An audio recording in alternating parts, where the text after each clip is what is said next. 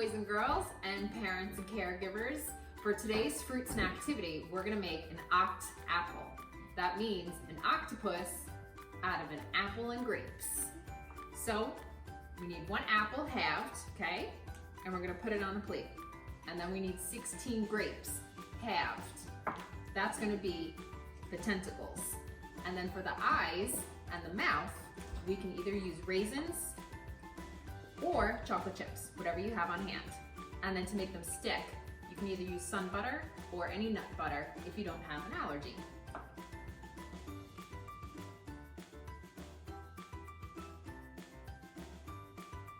Hey, I'm Colesten, and let's start. Now that we're done with the legs and the arms and the body, on the octopus we'll use sun butter to make the chocolate chips for the eyes and the octopus.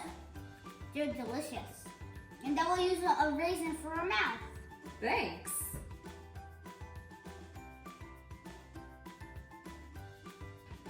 And there you have it. There's our Octapple.